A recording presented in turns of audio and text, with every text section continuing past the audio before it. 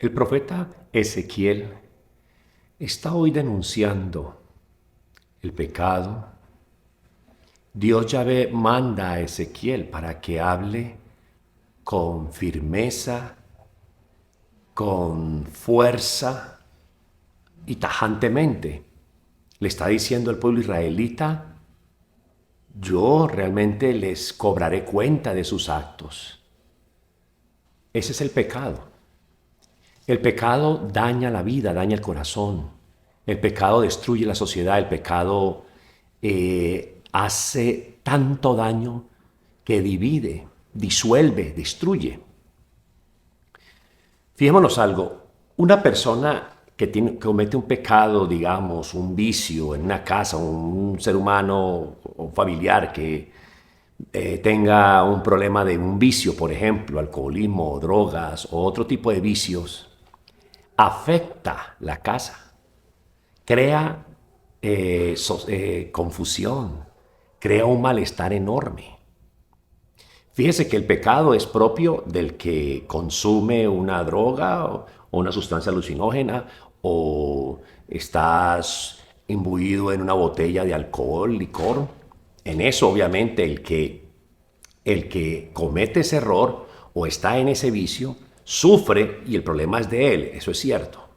Pero resulta que ese pecado traerá daños o consecuencias a quienes están a su alrededor, aunque los demás no sean viciosos, o no consuman ese droga o no cometan ese mismo pecado. De modo entonces de que vemos en el pecado que hay una afectación, afecta también a los que están alrededor nuestro, ¿verdad? La culpa es propia del que comete el error, pero también tiene un efecto secundario y afecta a los que están a su alrededor. Como también una persona, por ejemplo, mal geniada, histérica, irascible, pues afecta a los que están a su alrededor, porque no se puede hablar con esa persona, no hay modo de poder trazar un diálogo, no hay manera de poder conciliar, porque siempre se le percibe y se mantiene en esa actitud de soberbia, de ira, y también afecta a los que están alrededor.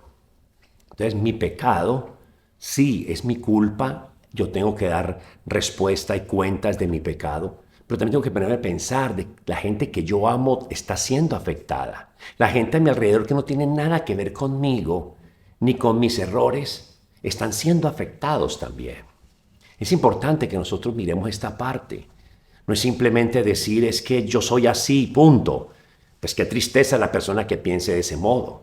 Porque en el fondo es una persona derrotada, una persona frustrada. Es una persona que no quiere salir de su error y que sigue ahí justificando su debilidad.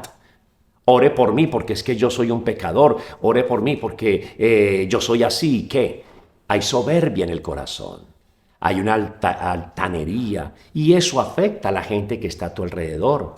Una mala palabra tuya, un mal carácter, mal humor, cualquier debilidad, defecto que tú tengas afecta a la gente que está a tu alrededor. Sufren los que están a tu alrededor, padecen los que están a tu alrededor. Entonces es importante que nosotros pensemos cómo debo de hacer las cosas, de poder ver más allá, que no es simplemente es que sea mi ego o que es mi error y yo tengo que dar respuestas a eso, sino que también me estoy llevando por delante a personas que yo amo, me puedo estar llevando por delante a personas que yo quiero, me puedo llevar por delante a personas que hacen parte de mi vida y que de una otra manera sí, los quiero y los amo.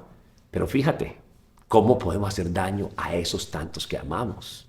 ¿Cómo puedo yo hacer daño a todos aquellos que están angustiados en mi casa? Yo simplemente me rebeldo, me rebeldizo, yo simplemente soy el que salgo con mi actitud orgullosa para mostrar de que a mí me tienen que respetar y mi vida es esta y a mí no se metan en mi vida. Y estamos haciendo un daño también a los que nos rodean. No te hagas daño a ti y no le hagas daño a otros. Todo esto es importante. Cuando tú vas a cometer un pecado, estás afectando a los que están a tu alrededor. No solamente tú sales afectado, también vienen y reciben el mal otros, aunque no tengan nada que ver con eso.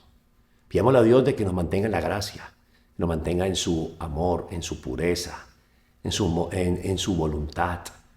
Estamos con esa lucha todos los días contra el pecado, contra la debilidad, pero está su gracia de por medio, que su gracia es más fuerte que el mismo pecado. Que Dios te bendiga. En nombre del Padre, del Hijo y del Espíritu Santo. Amén. Feliz día.